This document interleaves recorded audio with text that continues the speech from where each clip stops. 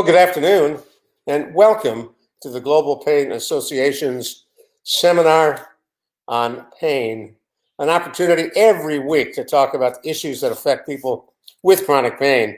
Our program is brought to you by not only the Global Pain Association, but some incredible underwriters, and we'll share that with you in just a moment. My name is Ron Aaron Eisenberg. I have the thrill, the pleasure, the honor of serving as the moderator and host for these programs. We began several months ago. We continue through the end of the year. Almost any topic you can think of where pain and chronic pain is involved, we'll try to cover it and give you some hope and plans in which you can look at reducing the pain that you're suffering. We have two great guests today. Veterinarian Dr. Rod Yope talking about pet therapy and chronic pain. He'll be followed by Maurice Hawkins talking about medical equipment that helps people living with pain.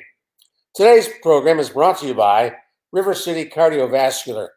They're a comprehensive, independent cardiology practice specializing in the diagnosis and treatment of heart, cardiovascular, and peripheral vascular disease. The doctors are board-certified cardiology physicians licensed in Texas to treat all aspects of cardiac-related illnesses. The practice has 5 locations serving downtown, Southeast San Antonio, Southwest San Antonio, Almos Park, and the newest office in Westover Hills. There are satellite offices in Floresville, Pleasanton, Pearsall, and Jordanton, and you can learn more about River City Cardiovascular at www.rccvsa.com. Well, I want to introduce the genius behind all of these programs, the genius behind creating the Global Pain Association. Dr. Susan Blackwood joins us, and she serves as president, as a board member, and founding board member. And Susan, thank you again for putting together such a great series.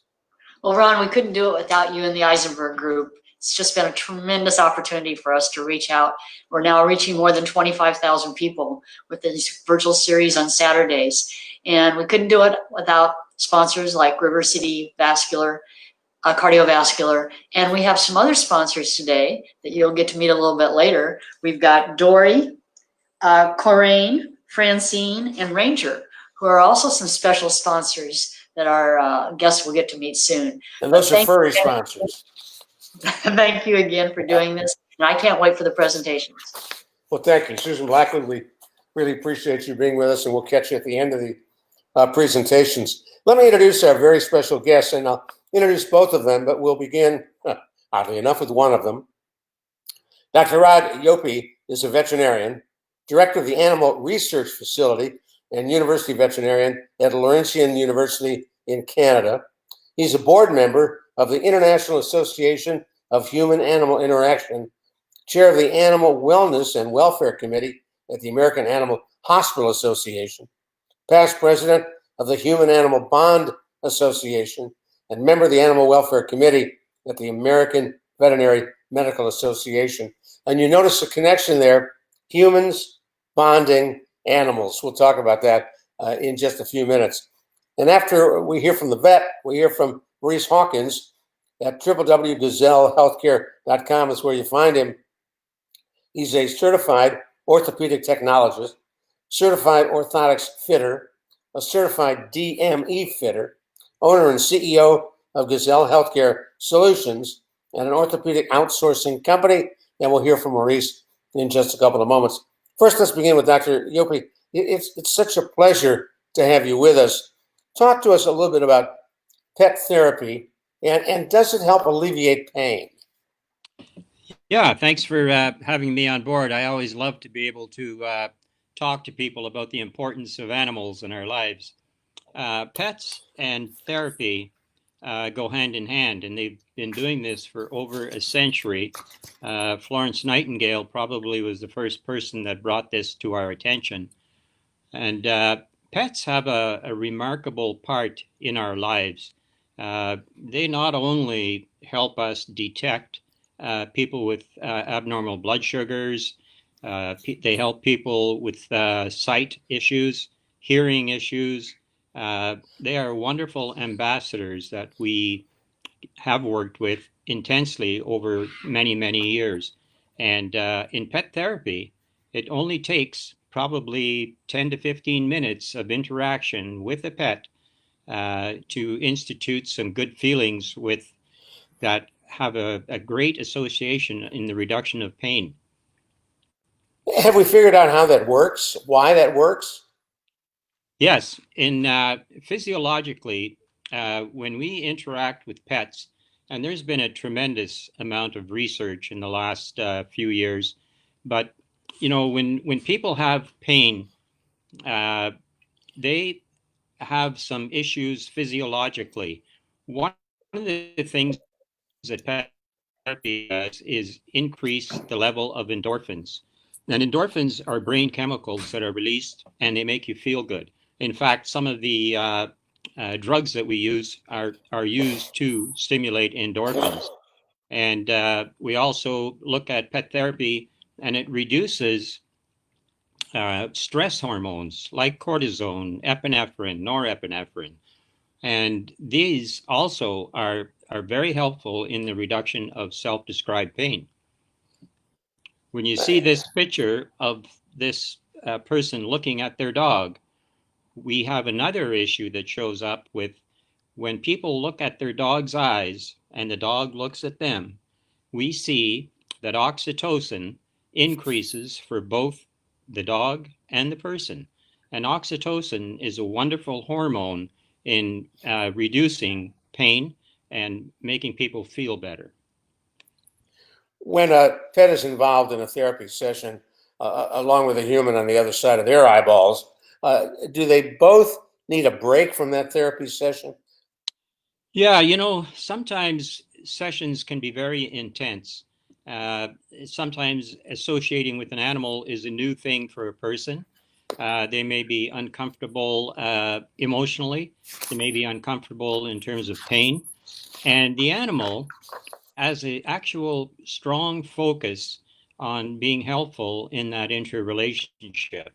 And so pets need breaks. It's just like a person going to work. They need a lunch break, they need a coffee break to rejuvenate. And pets, because of the the intense interaction that's going on, they do need breaks from that as well. They need to go out and play a little bit and just get a break. And that is really good for both people. Just a couple of quick questions before we go to Maurice. Are animals, dogs, cats, natural to the pet therapy process? Is it something they just do? No, I think they need pretty intense training. Not all animals are suitable for training. You don't want an animal that's going to be pulling at a leash or a big dog jumping on people. And you want the trainer to be very well trained in how to handle the animal and how to train the animal so that the animal can be a very positive part of that interrelationship. And as you think about your work in bringing people and animals together, my guess is you have seen amazing change in some people. Yes, there is a tremendous amount of research going on right now, and even after 15 minutes of interaction with pets, it has shown that people that do self-described pain tests, like a VAS score and so on, their score goes down significantly. And, over 100 years, we have seen a remarkable number of agencies that deal with pet therapy. So it's easy for people to find those agencies and someone that could be close to their location. Well, I want to thank you, Rod, for your time. We're going to switch over to Maurice now, and we really appreciate the work that you are doing. Is there a website folks can go to get more information? Yeah, the American Kennel Club is a great source for pet therapy programs in the U.S. And of course, the organization I'm involved with, the Human Animal Bond Association, which is humananimalbond.org. And we give out a lot of information in terms of the importance of that. Well, thank you very much. We'll talk again. Take care. We're going to bring Maurice on now, who is involved very much in working with folks who are trying to deal with pain, both back and leg and joint pain. He deals with braces. A former college athlete who my guess is could have used the product that he's now offering to people when he played ball. You played at a very high level in college. Were there days when you didn't hurt? No, that's if you play, you're hurting. If you practice, you're hurting. So there was no not hurting. That's not a part of the equation. Not if you want to play. You know. And the braces that you had available to you then, compared to what you offer through your company, talk to us about them. How do those braces work? And is it something that you need to wear every day if you're trying to deal with joint pain? Well, the braces that we wore when I was in college to the braces now are night and day. A lot of the braces were made with stainless steel, which a lot of them still are. But now we're using products like carbon fiber, aircraft aluminum, things like that to make the brace really light. Also breathable materials other than neoprene, because a lot of people are allergic to different materials, some of the elastic in them, things like that.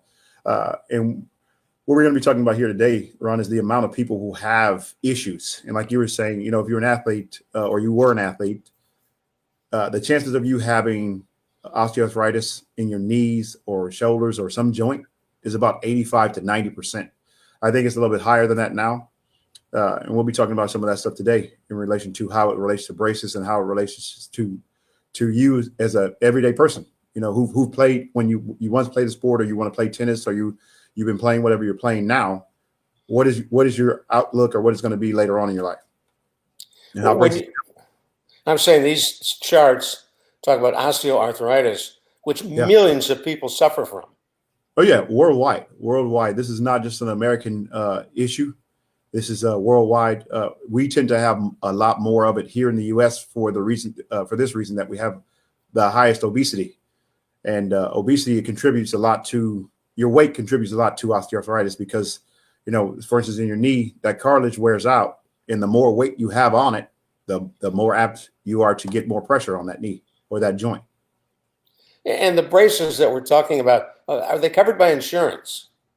Yeah, a lot of the braces that we use are covered by insurance. We try to keep the products covered by insurance because we know, you know, Medicare changes every day or every day or every few hours, it seems to be that they're going to change. They cover this thing, they don't cover that thing. And what we try to do is we try to keep up with that so the patients we can limit their out-of-pocket cost.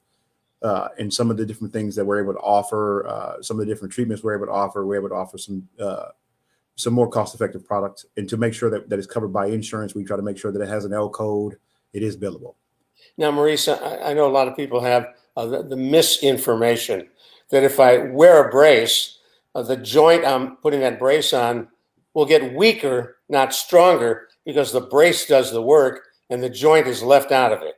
Well, actually, there's been studies on that, and we have quite a few doctors who have dispelled that, and quite a few papers that are written in regards to that. For instance, a knee brace, people say, well, you know, my leg's going to get atrophied. It's not going to work. The truth is the opposite. Most of the time, if a patient wears a brace, it minimizes their pain, which in turn actually makes them more active, which in turn builds the muscle, which in turn helps the joint space. Now, what about the hip brace? The unloader hip brace, which is the brace I have here with me.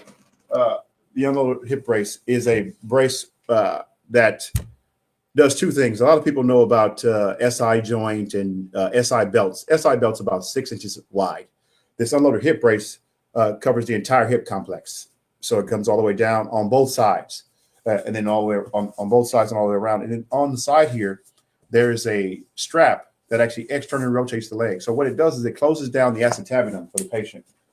It closes down the patient's acetabulum, and then it externally rotates the leg, so they're not having the same pain, not seeing the same fissures they were before, and they're able to get more active and things like that. Because if you've ever had hip pain or back pain, which a lot of times low back pain is actually radiating hip pain, and vice versa. If you've ever had those things, it doesn't allow you to get active. And the more sedentary you become, the worse your problem becomes. And what braces do, they allow patients to get active. Is what you want to do. You want to keep moving. It's kind of like the use it or lose it, Ron. If you Right. don't use it, you're gonna lose it. Talk to us a little bit about where you can get a brace. How do you get fitted for a brace? And is it simply something you can get over the counter and get what you need? Well, that's also a common misconception. Well, I'm going to go to Walgreens, and Walgreens has the brace that I need. Well, Walgreens does have a brace.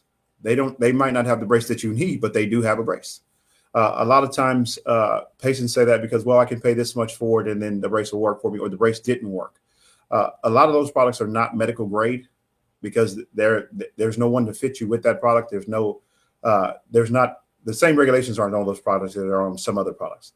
So in reference to that, you can go online, you can go to your doctor, and whatever you get, make sure you speak to someone who actually knows a little something about the brace before you get the brace, or they know something about what your issue is. Because just because you have osteoarthritis does not mean that you have severe osteoarthritis. Do you have is it medial or lateral? What do you have bilateral osteoarthritis in your knee? Is it your back? Is it your shoulder? Where is the pain coming from? So there's a lot of different factors in there. Now, a lot of the issues here, Maurice, because, for example, a knee replacement only lasts 20 years or so. Somebody young like you coming out of sports or whatever the injury that caused your knee pain, you need to find a way to eliminate or reduce that pain until you can get a knee replacement if you need it, closer to the time where it'll carry you into your 70s and 80s. Will these braces do that? Yes. A lot of times what we have, well, first off, total knee replacements aren't covered anymore. Just, okay, hey, you walked in, you need a total knee, doc looks at your leg, you need a total knee, and they change it out. They don't do that anymore. So now what the process is you have to have 3 different modalities of non-surgical treatment in order to even qualify to get a total knee. So braces fit into that same realm. If worn correctly, a brace will alleviate your pain about 85%. And you go to the doctor, you're getting injections or you're getting topical pain creams and different things like that. If you put those 2 modalities together, you got about a 92 to 97% success rate with some type of pain relief. So braces do help if worn correctly. And if you're able to put these things on and you're able to, like I said, get active, get moving, it helps reduce your weight, helps keep you active, and it also helps reduce your pain. And get you into that, like you said, into that 65, 70 range where you're getting this knee replacement, not at 45 years old trying to get a new knee. Can it cure your osteoarthritis? It does not cure osteoarthritis. It's I think we talked about this before, Ron. You say, okay, I have a 1978 C10 outside and I've driven it for 45 years or 60 years. And now I'm going to put new tires on it. And it should drive like it did when I drove it off the showroom floor. Right. It doesn't work like that. It won't work like that. The cartilage, if the cartilage is gone, it's gone. Now there's some new things that are coming out where they're regrowing your own cartilage. They're able to put new cartilage in, things like that. Those things are coming up, and those things are being tested and being done right now. But for the most part, where we stand in relation to that is if you got a brace on, the brace will reduce your pain. It will make your functions of everyday living easier. Is what you're going for. You want and being able to reduce that pain is definitely helpful. Now, is there anything I haven't asked you that you'd like to talk about? Well, not really. We've been pretty thorough here in relation to getting braces for patients, getting patients set up with braces. And during COVID, I think it's been a lot. I think braces are being more widely used because it offers the doctors, something that can give a patient other than them having to come in to see a doctor. So if I'm over the phone or if I'm over Skype or Zoom or whatever, and I'm a physician, they have a bigger issue with giving you pain medication or something like that when they can't actually physically touch you.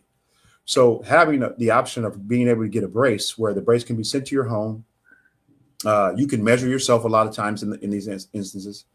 The brace can be sent to your home. Once the brace is sent to your home, we get on a Zoom call or video or something like that. We can set the brace up with you. You put the brace on.